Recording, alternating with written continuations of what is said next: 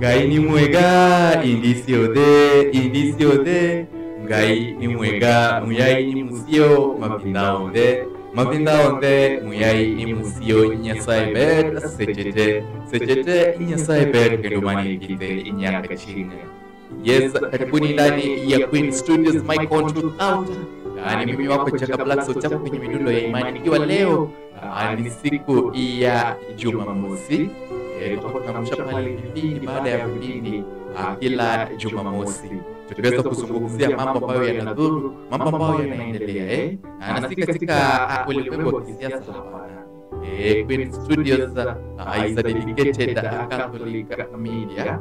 Yes. Tutakuwa tunazungumzia mambo za kanisa. Mambo ya kanisa, tuweze kujua nini kinafanyika wapi, kinatendeka lini, na mwanzo wake ni nini ambacho kimeweza kuhusisha ama kuanzisha kile kitendo. Na pia bado tunaweza kuwa tunaelimishana hapa na pale ili tuweze kujua ya kwamba mambo mengine tunapaswa kuyafanya hivi na vile, ama tunapaswa kufanya hivi na vile. Tuweze pia kukumbushana pale sala, maana pia wengi wetu tumesahau pale sala zetu au vipi. Kuna wengi wetu tumesahau sala, kuna tunachokidanganya au vipi. Hata mimi mwenyewe kuna sala ambavyo nikiulizwa bado siwezi nikayasema open unless tuwe kwa makundi, ndio nitaweza kuyasema pale pole hivyo, na tuweze kuelimisha, tuweze kukuza imani yetu, na sio kukuza tu imani bali pia tuweze kukuza pale pia tabia na mienendo, tabia na mienendo yetu, na pia tena tuweze kuelimishana pale jinsi ya kuishi kama jamii moja, jinsi ya kuishi kama kanisa Katoliki, kama familia ya Kikatoliki, kama familia ya Wakristo, kama familia ya Wakristo, ili tuweze kujua ni mambo gani yanatufaa pale ambapo tulipo ama vipi. Karibuni tena ndani ya Queen Studios. Ni mimi wako Chaka Black, sauti yako kwenye midundo ya imani. Na kabla tuanze, maana unajua hiki ndicho kipindi cha kwanza, cha Queen Studios. Tulizindua rasmi wiki hii ndipo tulipozindua rasmi Queen Studios. Bado mtoto mchanga, bado hana masikini, bado hawezi kutembea, bado anatamba. Basi ningependa kuwaita nyie wafuasi wangu, nyie wasikilizaji wetu, nyie watazamaji wetu, muweze kusimama nasi, manake tuweze kukuza mtoto huyu, tuweze kumlea aweze kukua, ili aweze pia kuleta manufaa pale katika jamii ya huko nje. Let us bring change where we can bring change, and let us touch a heart where we can touch a heart. That is the main mission of Queen Studios. Bring change where we can bring change, and touch a heart where we can touch a heart. Nothing more, nothing less. Manake pia hata tunayo pale sehemu kwa Biblia ambayo inasema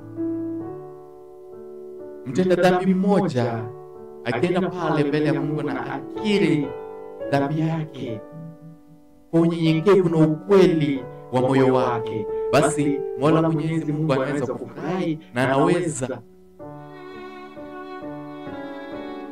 kutabasamu pale na malaika wacheze. Mtu mmoja tu peke yake anaweza kubadilika na kumcha Mungu. Kwa hivyo pia hapa Queen Studios tungependa kusema kuna mambo mengi tutayataja, mambo mengi tutayasema, mengine yatakukera, mengine yatakufurahisha, lakini hoja letu kuu ni kuhakikisha ya kwamba katika ujumbe ambao tunaopitisha pale kuna yule mtu mmoja ama watu wawili ambao tumeweza kugusa roho zao, wakaweza kupokea na kutathmini Mungu ama neno la Mungu. One step at a time, one heart at a time. Tuenda pole pole. Tukiweza kugusa mtu mmoja leo, kesho mtu mwingine, hivyo pole pole tu. Na kisha tunasema ni asante. Na tunamuita kwa somo wetu Mtakatifu Carlos Acutis, mtakatifu ambaye aliweza kueneza Injili kupitia kwa njia ya mtandao, kupitia kwa njia ya dijitali. Huyo ndio somo wetu hapa Queen Studios. Aweze kutusimamia na aweze kutuongoza kwa maarifa ambayo tunahitaji hapa sisi kama wana Queen Studios. Ama vipi? Mambo mbashara. Na tena kwa njia nyingine, kabla tuanze rasmi, wacha pia niweze kuwashukuru wale ambao waliweza kufanikisha uzinduzi huu. Wale ambao waliketi na wakasema Queen Studios lazima kifanyike, liwe liwalo, mvua linyeshe, jua liwake, lazima tuweze kuwa pale na Queen Studios. Lazima tuweze kuwa na Queen Studios ili tuweze kusaidia wale ambao tuweze kuwasaidia. Maana pia si kila mtu ambaye anaweza kutazamia ndoto ya mwenzake na aseme lile ndoto basi litaenda mbali. Sio kila mtu. Kwa hivyo kwa wale ambao waliweza kunisaidia ili kuweza kufanikisha ndoto hili la Queen Studios, ninasema ni asante sana. Niweza kuwataja tu upesi Anita akiwa pale upande wa Hispaniola. Asante sana mamake msanii, na kushukuru sana, pokea shukrani zangu kutoka moyoni. Alafu tunaye pale Pamela kutoka Saudi Arabia.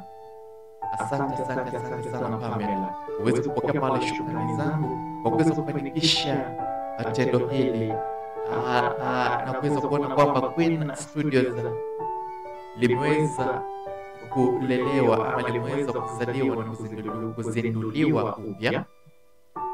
Kisha ninaye pale Sister Rosemary Ndugu Mbidi. Sister Rosemary, asante sana.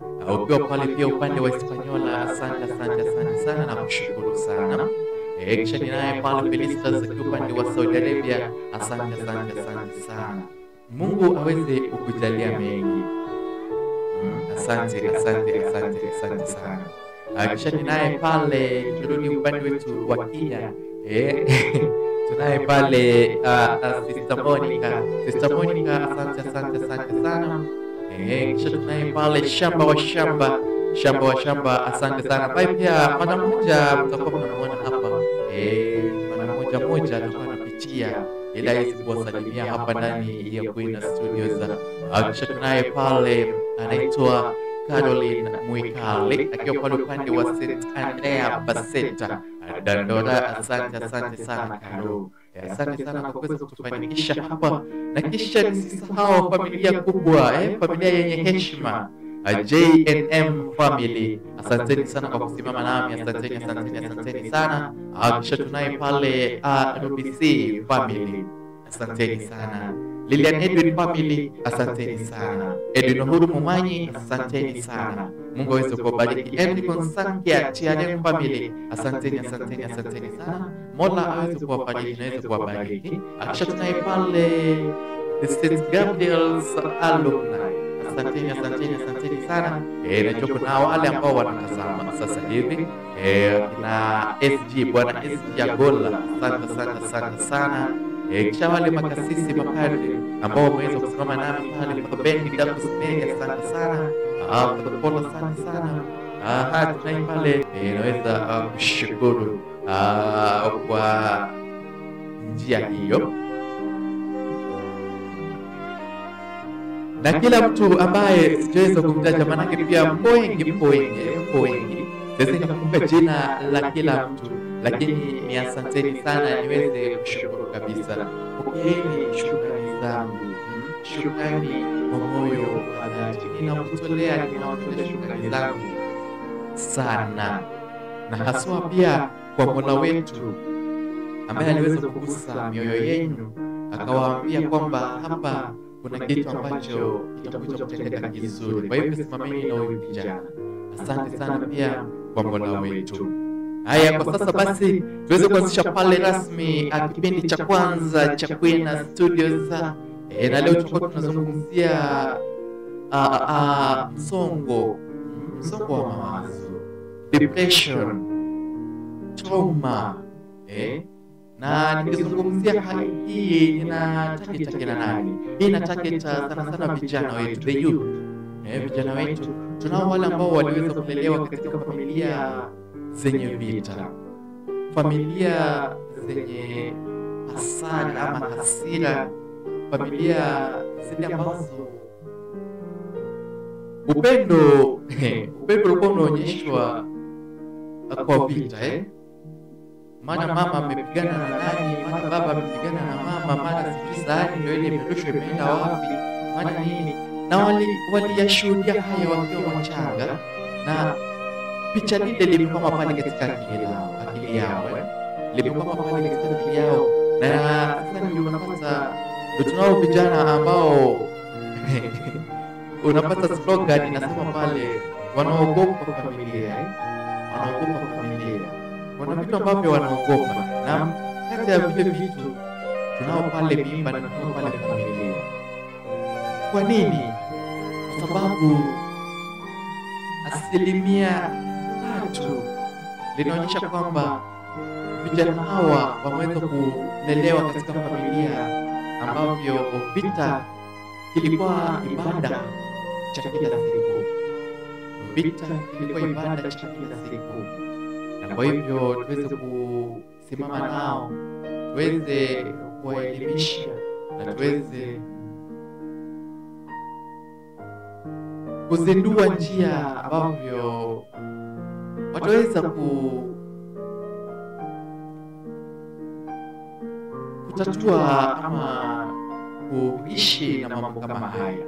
Manake pia wengine wanaogopa kuongea, wengine wanaogopa kuongea, lakini pia ningependa kuwaita wote tuweze kuzungumza ili tuweze kupata pale msaada, ili tuweze kusaidika. Manake tusipozungumza basi tutaishi tumebeba chuki, tumebeba hasira, tumebeba maumivu ambayo yanatumiza bila sisi kujua. Kuna wale ambao wanaumia na hawajui wanaumia. Kuna wale ambao wanaumia na wanajua wanaumia, lakini kupata msaada, kuomba msaada kidogo kinakuwa ni tatizo. Kwa hivyo hao ndio tungependa ili tuweze kuwazungumzia siku ya leo katika kipindi cha kwanza cha Kwenda Studios za My Honor Truth Out. Kwa hivyo tuanze pale rasmi kwa njia ya sala kwa jina la Baba, la Mwana na Roho Mtakatifu. Amina. Ee Mungu Mwenyezi, tunakushukuru kwa zawadi ya maisha, kwa pumzi tunayopumua, na kwa nafasi ya kuzungumza leo kuhusu mambo yanayohusu mioyo yetu kama binadamu. Tunashukuru kwa safari hii mpya ya Kwenda Studios, na kwa kila msikilizaji anayetuunga mkono kwa moyo wa imani, matumaini na upendo. Ee Mungu, bariki sauti hii na wale wote watakaosikia ujumbe huu. Wapatieni faraja, uponyaji na ujasiri wa kusema ukweli. Tunaomba haya kwa njia ya Kristo Bwana wetu. Amina. Atukuzwe Baba na Mwana na Roho Mtakatifu, kama mwanzo na sasa na siku zote na milele. Amina. Atukuzwe Baba na Mwana na Roho Mtakatifu, kama mwanzo na sasa na siku zote na milele. Amina. Atukuzwe Baba na Mwana na Roho Mtakatifu, kama mwanzo na sasa na siku zote na milele. Amina. Somo wetu Mtakatifu Carlos Acutis, utuombee. Kwa jina la Baba, la Mwana na la Roho Mtakatifu. Amina. Yesa, watazamaji wangu wa Kwenda Studios, wasikilizaji pale wa Kwenda Studios, mambo vipi, mambo vipi? Karibuni katika kipindi chetu cha kwanza cha My Honor Truth Out. Makovu hapo tunazungumzia makovu ambayo yameweza kunyamaza, makovu yaliyokuwa pale ndani ya mioyo yetu. Wale ambao tunatabasamu lakini tukifika pale katika jumba letu tunatiririsha machozi kwa njia ambayo siyoweza kuzuia. Ni mimi wako Jacob Black, sauti yako kwenye midundo ya imani, na leo tunafungua ukurasa wa kwanza wa safari yenye ukweli, uponyaji na imani. Kuna mambo ambayo tutayasema kwa urahisi, na mambo haya ni yale ambayo tunaweza kuya pale katika mioyo yetu. Mambo ambayo tunayabeba ndani, makovu ambayo hayatazamwi kwa macho. Tunayo makovu, yale makovu ambayo ukiangalia pale katika mwili, utaona makovu, unakuuliza nini kilitendeka, useme ni ajali ya aba na cha, lakini kuna yale makovu ambayo tunayabeba ndani ya mioyo, tunayabeba ndani ya akili, ambayo hakuna mtu ambaye anaweza kuyaona. Na makovu yale yanasababishwa sio kwa kutaka kwetu, bali yanasababishwa na mazingira ambayo tumeweza kulelewa, mazingira ambayo kidogo tungependa yakuwe kama ya watu wengine, lakini hatukuangukia ama hatukubahatika kuweza kulelewa katika mazingira yenye upole, mazingira yenye upendo, mazingira yenye imani. Kwa hivyo tunapata tumeweza kubeba uchungu, tunaweza kubeba chuki, tunaweza kubeba hasira pale ndani ya mioyo yetu, ndani ya akili yetu, na kinatukiri sana kisaikolojia. Kisaikolojia tunaongea sana, lakini hatujui kwamba tunaongea, kwa maana kidogo hatutaki kuzungumza, ama kidogo tunaongea kuzungumza, ama pia kuna wale ambao wanataka kuzungumza lakini hakuna mtu wa kuwasikiliza. Kuna wale wangependa kuzungumza lakini gharama ya kupata usaidizi wa kisaikolojia kidogo kinakuwa ni shida. Na unapata makovu haya ambayo tunayabeba kiakili, tunayabeba moyoni, na tunayabeba katika roho yetu, hayo ndiyo yanayotuua taratibu bila sisi kujua. This is where you will find that someone committed suicide. You don't know why. You are there, you are a friend, and you are like, but yesterday I was just with this guy and we are just laughing and making stories and doing what? But today here he is lying lifeless in a morgue. And you start to wonder why. Mbona kitendo hiki kimeweza kufanyika? Ndio unaanza kufikiria kipolepole, unaona kwamba this guy or this woman was battling depression, was battling mental instability. He or she was laughing because you wanted to see the laughter. You didn't want to see what's behind the curtain of laughter. Na tunapozungumzia makovu haya, ile tumesema pale ni makovu ambayo tunaweza kuyapata sio kwa kutaka kwetu, tunayapata kwa sababu ya mazingira ambayo tunaweza kulelewa. Pale tunazungumzia mazingira kama ukatili wa majumbani. Wengi wetu tunafikiri ni hadithi za mbali. Kuna wale ambao wakisikia ukatili wa majumbani wanafikiri kwamba hao ni watu ambao wanateseka mno, wale watu maskini. La hasha. Hata wale watu tajiri, wale watu ambao wanajiweza pale katika jamii pia wanayo ukatili wa majumbani.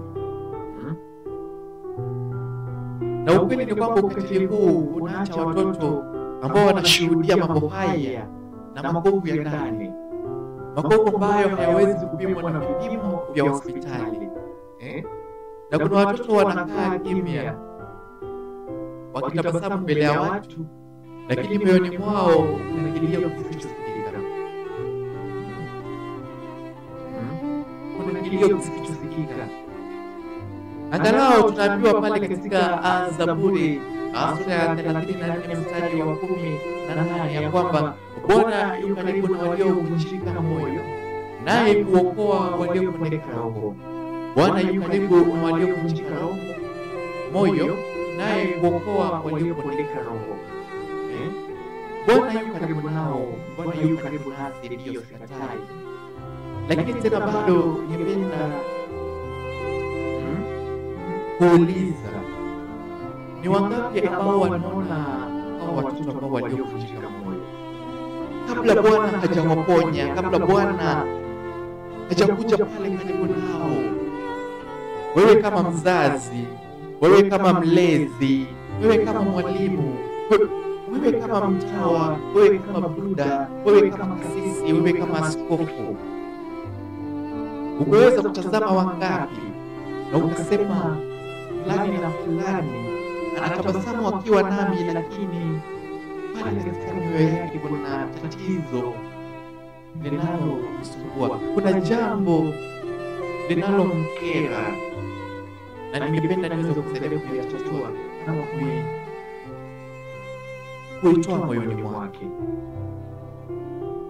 Na unapata pale ambapo tunakosa kugundua watoto hawa wakiwa wachanga, watoto hawa wanaweza kukua na wanakuwa vijana, na vijana hawa hatimaye wanakuwa wazazi, ama wanaenda wanakuwa pale watawa, wanaenda wanakuwa pale mabroda, wanaenda wanakuwa pale makasisi, wanaenda wanakuwa pale makatekista, wanaenda wanakuwa pale viongozi katika jamii yetu, wanaenda wanakuwa pale walimu. Na wanapoenda wakipanda katika ngazi hii ya maisha, wanaenda wakipanda ngazi hii wakiwa na chuki, wakiwa na huzuni, wakiwa na hukumu, wakiwa na sio huruma samahani, wakiwa na uzito, maumivu waliodhibiti katika nyumba zisizo na amani. Na cha kusikitisha mno ni kwamba tunaishi katika jamii ambayo imezoea kusema wanaume hawalii. Imezoea kuambia wanawake vumilia, ati vumilia tu ni kwa muda, yatakuja kupita. Ndio atavumilia ni kwa muda, yatakuja kupita kama mtoto, lakini pale ambapo tutaweza kuwa mtu mzima, basi anaweza kuanza kukerwa na anakosa kulijua lile jambo, hadi wakati ambapo mtu ataweza kufanya kitu na snap the moment atapata kile kitu ambacho tunaweza kumtiga. Hapo ndipo unaanza kusema kumbe alikuwa na hii, kumbe alikuwa hivi, au kumbe alikuwa lakini muda huu wote umekaa naye haujaweza kutatua, haujaweza kugundua kwamba kijana huyu, msichana huyu anapitia tatizo abacha.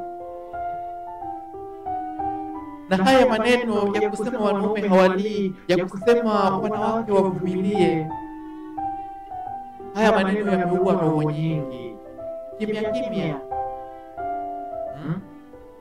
Kuna wale watoto ambao wangependa, wakiwa vijana, wakiwa wachanga pale, wangependa kuzungumza, lakini kwa sababu waliambiwa wanaume hawalii, kwa sababu waliambiwa msichana tulia, aliambiwa pale msichana anaweza kutulia, msichana hafai kulia, anafaa kuzoea manake, anafaa kuvumilia manake ni kwa muda tu.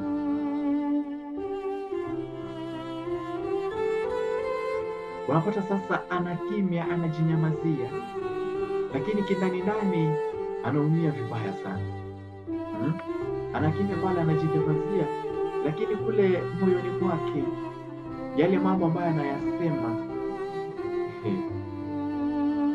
ni mambo ambayo hata sisi wenyewe tukiweza kuyasikia hayafurahishi moyo hata kidogo.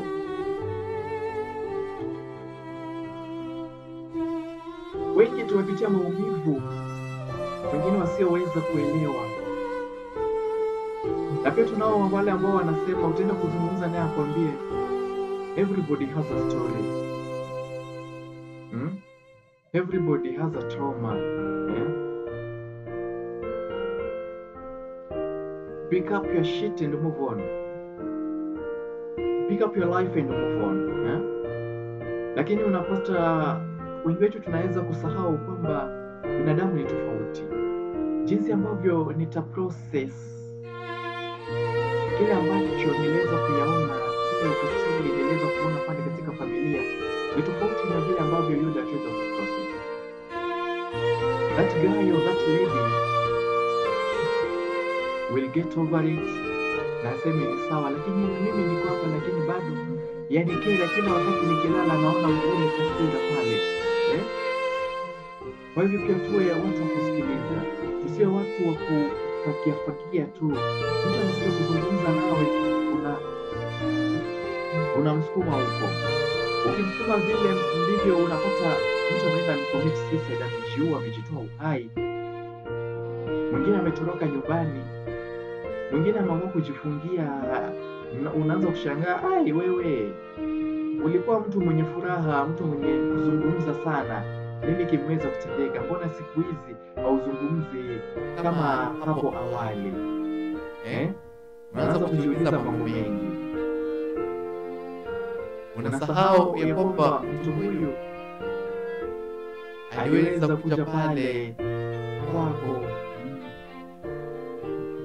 na akakutafuta na ukampatia, ukamwambia wewe bana, haya mambo ya kawaida, tuwezi kuyazoea na tuweze kusonga nayo.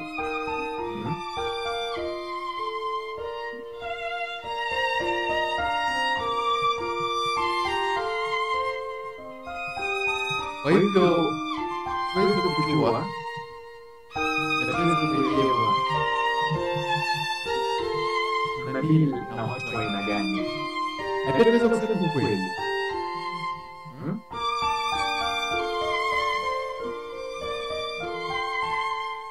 Na hii ningependa sasa tuweze kuingilia pale katika serikali. Tunao pale mawakili, tunao pale hakimu. Mtu atakuja kuripoti kile kisa cha ukatili nyumbani, ndio watakuja, they'll come to the rescue and they'll arrest whoever is at fault. If it's the father or the mother, he or she will be arrested. And once this person is arrested and arraigned at court and found guilty and imprisoned or sentenced or fined, as long as the perpetrator has been made to pay for his or her consequences,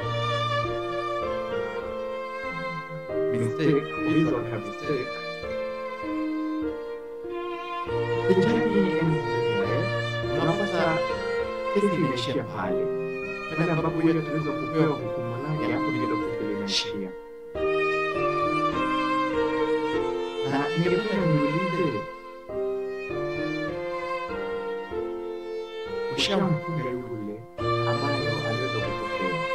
Umemfunga pale, umemtupa gerezani, umemfanyia nini? Lakini sasa niulize, huyu mtoto ambaye aliyeshuhudia jambo hili la ukatili atasaidikaje? Atasaidika vipi? We have the government organization and the government enterprises of fighting domestic violence. But after you fought it and you are successful, do you follow up to see that this child, this young soul that is in this family has gotten help? Do you go to see that this child is given guidance and counseling, has gone through therapy, has gone through psychology? Do you do that? Most of those who are advocates who are out there, they are after building accolades. Building accolades that, I've managed to stop 10 domestic violences, or I've managed to arrest or put behind bars men who molest women. I've managed to put behind bars women who molested men.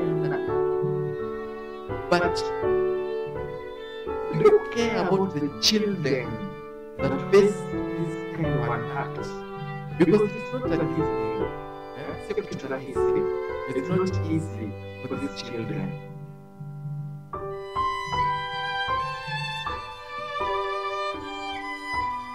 Watoto hao wanahesabika kama mashahidi wa kesi, lakini hawahesabiki kama watu ambao wanahitaji usaidizi.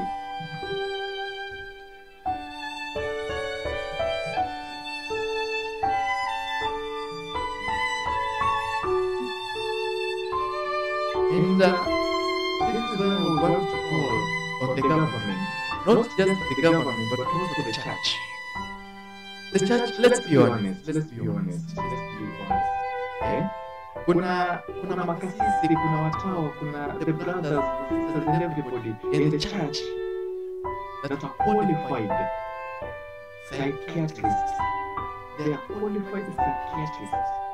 They can do well in guidance and counseling. They can do well in offering therapy. We have them. It's not that we don't have them. But now my problem comes to allocation. You see, the church is, as a church, I believe this is where we have our shortcomings. This is where we have our shortcomings. Because when we have such kind of people, why don't we dedicate them into parishes? Let them go into parishes, wakule mashinani, ili waweze kukuza, waweze kulea watoto kama hawa.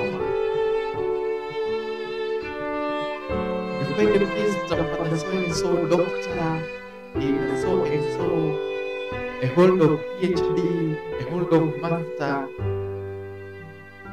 But because he or she has these capabilities, he will not be taken to that parish. She will not be taken to that parish that needs that kind of service. That home that needs that kind of a place, that kind of a sister, that kind of a brother, that also will not be taken there. Instead, they will be given offices in the urban centers, they will be given offices in town.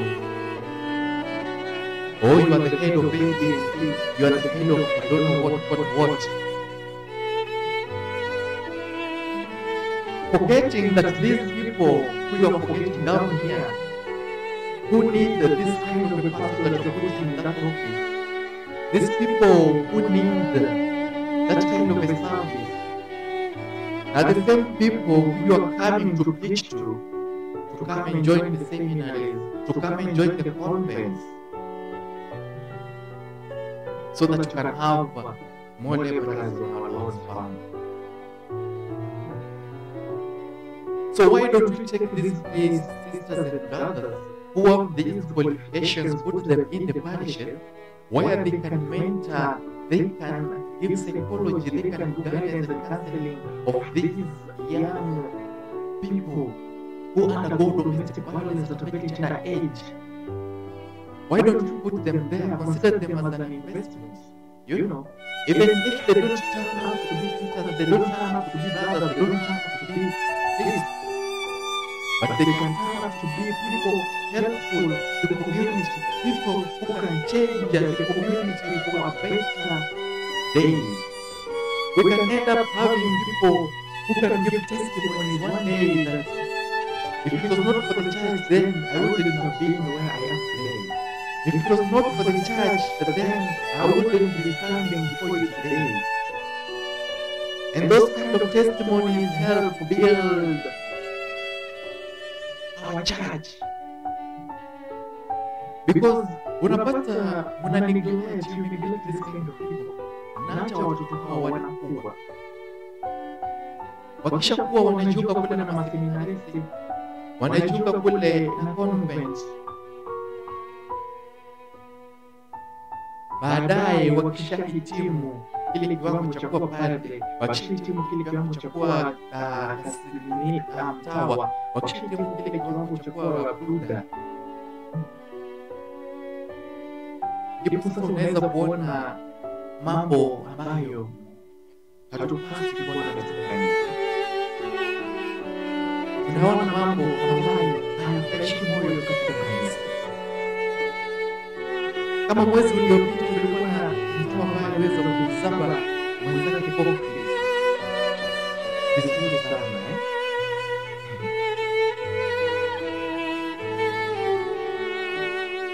Hata mwezi haujaisha tayari ndio tena mtawa mwingine ameweza kukamatwa mwaka mkeni, yuko kule gerezani. Kwa sababu gani? Kumuua mtawa mwenzake.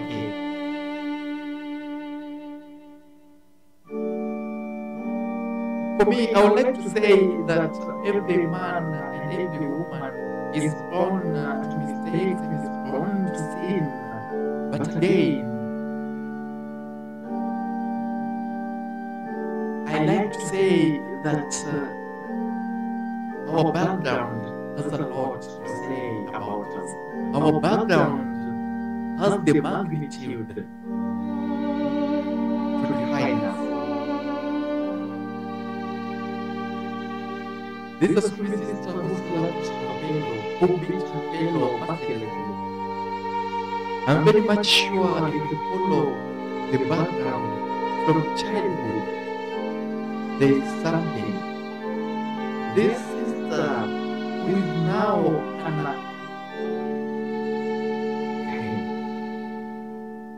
this sister who is now in prison for taking a life of a fellow man. I'm very much sure if you follow the background from childhood, you will find something. Kwa hivyo tukiendelea kutupa watoto kama hawa, tukiendelea kuwaeka waende sijui wapi na wapi, wanakuwa wanajiunga na kanisa, na ndipo tunaanza kuona mambo ambayo hayafurahishi. Because they grow with so much hatred, they grow with so much bitterness and fear of what happened during their early ages. And because of that, we start to witness such. We start to witness such kind of things, and we wonder why. As the time is also time that we get to get up and know what is happening. Get up and know how to handle some things. It's not easy, it's not gonna be easy, but we have to try. These young men and women out here, they need someone to talk to. They need someone to listen to them. They need someone who will guide, who will help ease their traumatic experiences. They need someone to talk to. So I call upon the church, I call upon the government, and I call upon the community. And in fact, before I even call on the church and the government and the community, the church and the government, the community is the first teacher. Mbona nasema community ndio mwalimu wa kwanza? Mbona jamii ndio mwalimu wa kwanza? Mara nyingi tunasema familia ndio mwalimu wa kwanza, lakini kama familia yenyewe ina ukatili namna ule, familia yenyewe inapitia ukatili kwa njia ule, tunabakia na jamii kuongoza vijana hawa. Na sasa jamii yenyewe ndio unapata jamii yenyewe ndio sasa inaweza jamii yenyewe ndio inapatia hao vijana levels, to give them levels. Kwa sababu ya matendo haya ambayo, ama kwa sababu ya familia hizi ya vijana hawa growing up in such a violent environment, unapata vijana hawa wanaanza kuwa na tabia, si tabia nzuri, ni tabia ambayo hayapendezi. Lakini sasa unapata kabla ya jamii kuketi chini na kujaribu kutatua ama kujaribu kugundua ni nini haswa kinafanya msichana huyu ama kijana huyu aweze kuwa na tabia kama hii, hao ndio wa kwanza kupeana majina. They are the first one to give labels. Oh, mtoto wa nani na nani ni mwizi. Oh, mtoto wa nani na nani ni mkorofi. Oh, mtoto wa nani na nani hapo na tabia hofu. Oh, sijui ako na tabia chanya. Oh, sijui amefanya nini.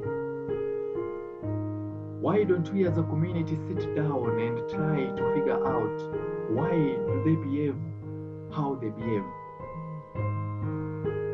Nurture them while they are young rather than giving them labels. Tuwasaidie wakiwa wachanga kushinda kuwahukumu. Manake pia twasema udongo mfinye ungali mbichi, ama samaki mkunje angali mbichi. Why don't we nurture them while they are young rather than giving them labels, rather than saying things that don't count out?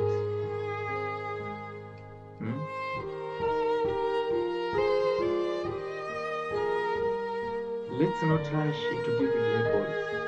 So I call upon the church, the community, and the government. Let us find something worthwhile that will help this young generation, that will help this upcoming generation to grow in a stable mind, to grow with love in their heart, not hatred, to grow with happiness, not bitterness. Why don't we come together and formulate out a way of doing so? Let us build a community, let us build a nation that is mentally sound. Na kama vile Biblia inatuambia pale katika kitabu ya Yakobo sura ya 2 mstari wa 17, imani bila matendo imekufa. Tusibaki tu kuzungumza juu ya ukatili, tuweze kuchukua hatua, tuwe sehemu ya uponyaji, sio watazamaji wa maumivu. Wale walioteseka, wale waliovunjika, wale waliopoteza imani, Bwana bado ana nafasi kwa ajili yenu. Makovu yenu hayamaanishi mwisho. Those scars that you have inside your heart, they don't signify your end. The fact that you're still alive, there is something that you're supposed to achieve in this life before you go visit our Father.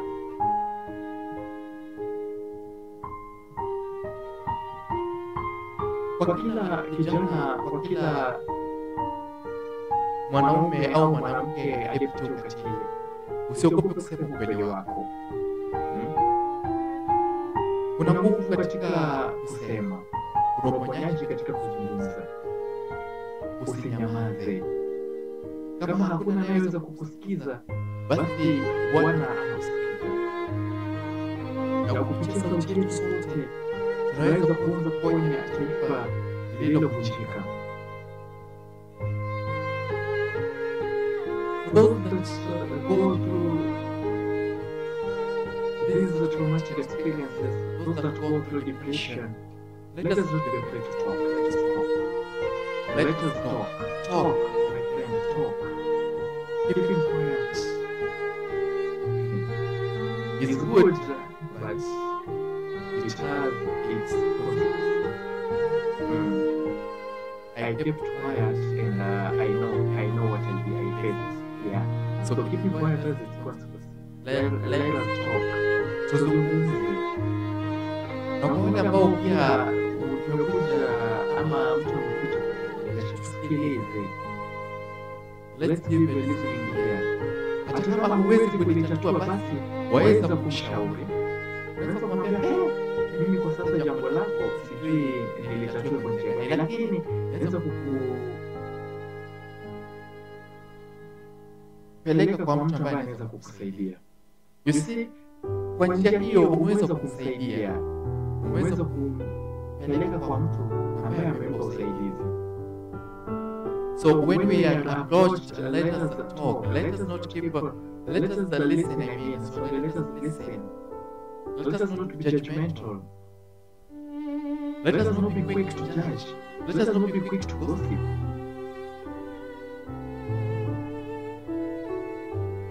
But let us listen and give help where necessary.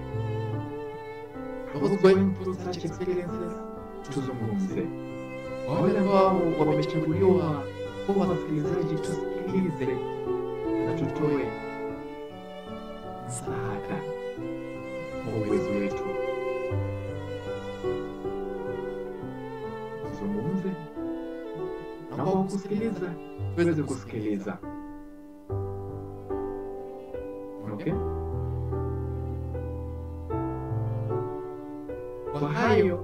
Kwa hivyo ni hayo tu kwa sasa. Na niweza kumalizia kwa kusema kila mtu ana historia. Na katika kila historia basi kila mtu tena ana historia yake. Katika historia kila mtu ana historia yake. Na nikisema historia yake simaanishi story ambayo imepita pana, na maanisha story ambayo inakuja. Na katika hii historia yako ni wewe uko na wino mkononi. Wewe ndiye utakayeweza kuketi chini uweze kunakili historia yako. Unataka kitu vipi? Historia yako imefanyika. Umepata usaidizi, umeweza kusaidika, wachana nalo. Sasa keti chini andika story ambayo inakuja. Be a peacock. Recognize your future. Vision your future. Write your story from now on.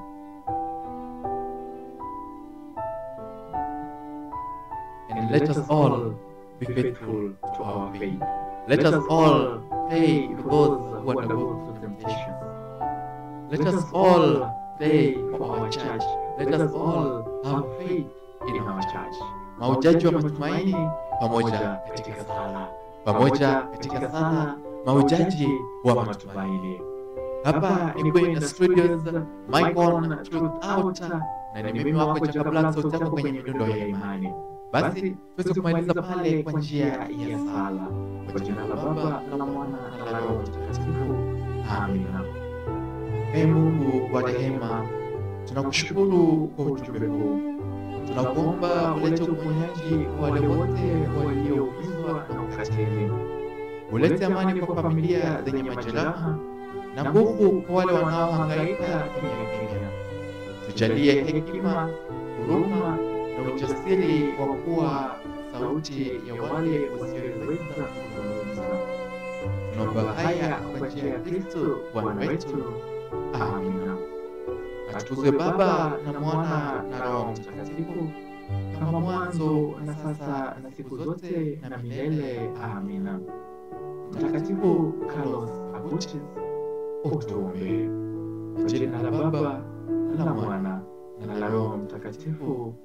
Amina.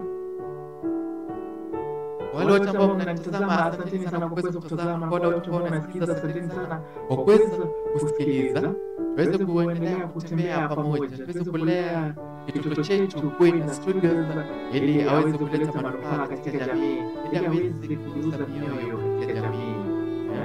Tuweze kumsaidia aweze kukua, aweze kutambaa, aweze kutembea. Bado ni mtoto mchanga, mtoto ambaye bado ana siku ngapi? Siku 3 tu. Mtoto ambaye ana siku 3 au siku 5, siku 6, ana wiki, mtoto wa wiki moja. Kwa hivyo tuweze kusimama na Queen Studios. Na kusimama na Queen Studios, all the way mean by standing with Queen Studios. Support Queen Studios by subscribing. Subscribe, hit that subscribe button. Hit that like button. Watch, like, comment. Na ninasema ni asante. tuweze kufika pale 1000 subscribers. Tumebakisha wachache tuweze kufika 1000 na nitashukuru. Kwa wale watu 986, asanteni sana kwa kuweza kusubscribe pale kwa studio yetu. Hata kama tuko tunawapea pale content, lakini sasa tumeanza kuwapa content. Asanteni sana kwa utulivu wenu, asanteni sana kwa upole wenu. Kwa wale ambao pia wanaenda kusubscribe pale pia tuweze kusubscribe, na asanteni sana kwa support yako ili ya kuweza kusubscribe na pia tuweze kupata pale kwenye studios pia kunaye pale dada yake na ndugu yake Santi Stories. Santi Stories ni mahali ambapo tunaweza kuzungumzia maisha ya watakatifu wetu ambao tunawashirikia pale katika kanisa Katoliki. Tuweze kufika pale pia katika Santi Stories, tuweze kusubscribe, tuweze kutazama, tuweze kucomment, tuweze kulike, tuweze kushare, na cha muhimu sana tuweze kuinuliwa kiimani. Manake tuna nakili historia ya maisha ya watakatifu hawa ili tuweze kujikuza kiimani, ili tuweze kujikuza kiimani. Wewe pia tufike pale katika Santi Stories, utaweza pale pia kusubscribe. Ukiwa hapo katika kwenye studios, scroll pale chini utapata Santi Stories hapo chini uweze kusubscribe. Na ninasema ni asante sana. Ngai ni mwega indisiode ngai ni mwega muyai ni musio mapinda onde muyai ni musio Nyasaye ber sechete Nyasaye ber kendo manikite nyaka chieng'. Tukutane tena siku nyingine majaliwa yake Mwenyezi Mungu hapa ndani ya kwenye studio za Asanteni sana. Ni mimi wako Jaka Black, sauti yako kwenye midundo ya imani. Na tukutane pale TikTok @Teddy Queen, tuweze kutembea kama familia moja. Kwa sasa, kwa heri ya kuonana.